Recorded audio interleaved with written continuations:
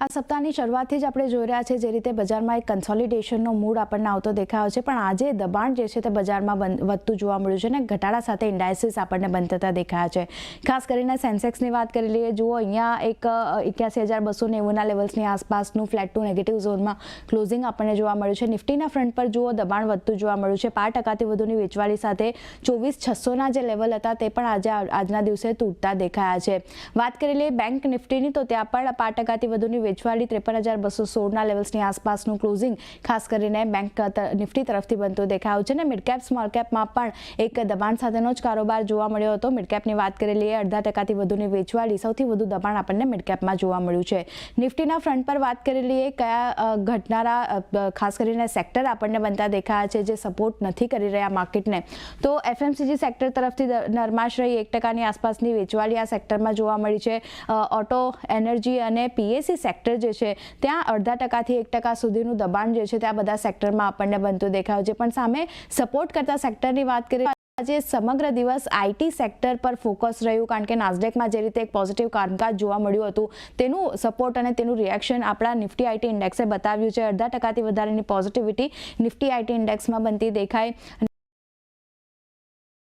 Service સેક્ટરમાં પણ એક તેજી સાથેનો કારોબાર આપણને જોવા મળ્યો છે, તો આ બધા સેક્ટર ખાસ આજે ફોકસમાં રહેતા દેખાયા। સ્ટોક સ્પેસિફિક એક્શન પર નજર કરી લઈએ, નિફ્ટીના વધનારા કાઉન્ટર્સમાં અદાની ગ્રુપ આજે ફોકસમાં હતું, તો સૌથી વધારે અદાની એન્ટરપ્રાઇઝનું કાઉન્ટર તેજી સાથે કારોબાર જોવા મળ્યો છે। લગભગ 2% આસપાસની તેજી અહીંયા બનતી દેખાય। આઈટીમાંથી ટેક મહિન્દ્રા જેવા કાઉન્ટર છે જ્યાં એક ફોકસ રહ્યું, સાથે ભારતીય એરટેલ ઇન્ડસઇન્ડ બેંકમાં પણ 1%થી વધુની તેજી આપણને આજના દિવસે બનતી દેખાઈ હતી।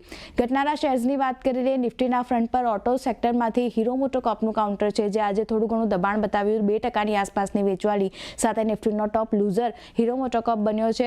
એફએમસીજીમાંથી એચયુએલ સાથે અપોલો હોસ્પિટલ અને બીપીસીએલમાં પણ લગભગ 1%થી લઈને 2% સુધીની વેચવાલી જોવા મળી છે। મિડકેપની વાત કરી લઈએ તો ત્યાં અમુક શેર્સે કોન્ટ્રીબ્યુશન કર્યું છે, સપોર્ટ કર્યા છે, જ્યાં મેક્સ હેલ્થકેરનું કાઉન્ટર છે 3.25%ની આસપાસની ખરીદારી સાથે આજે અહીંયા કારોબાર જોવા મળ્યો। મુથુટ ફાઇનાન્સમાં 3%ની આસપાસની તેજી રહી। મિડકેપ આઈટી કંપનીઓમાં પણ પોઝિટિવ કામકાજ, કોફોર્જ, ટોરન્ટ પાવરમાં 0.5%થી લઈને 2% સુધીનો તેજી સાથેનો કારોબાર જોયો છે આપણે। મિડકેપના ઘટનારા શેર્સમાં નજર કરી લઈએ તો અહીંયા ખાસ કરીને જ્યુબિલન્ટ ફૂડવર્ક્સનું કાઉન્ટર છે, સૌથી વધારે વેચવાલી જોવા મળતી દેખાય, 5%ની આસપાસનું દબાણ અને ખાસ કરીને મિડકેપનો ટોપ લૂઝર જ્યુબિલન્ટ ફૂડ આજે બનતો દેખાયો છે। ઇન્ડસ ટાવર, કોનકોર અને બાયોકોર જેવા કાઉન્ટર છે, લગભગ 3%થી લઈને 4% સુધીની વેચવાલી જે છે તે આ બધા શેર્સમાં આપણને જોવા મળતી દેખાઈ રહી છે, તો અહીંયા પણ એક ખાસ ફોકસ રાખવાનું રહેશે। એટલે ઓવરઓલ વાત કરી લઈએ તો જે કન્સોલિડેશનનો મૂડ ચાલી રહ્યો હતો ત્યાં એક જે દબાણ જે છે તે આજના દિવસે બજારમાં વધતું જોવા મળ્યું અને ઓવરઓલ ઇન્ડાઇસીસની વાત કરી લે તો દબાણ સાથે બજાર જે છે તે આપણને બંધ થતા દેખાયા।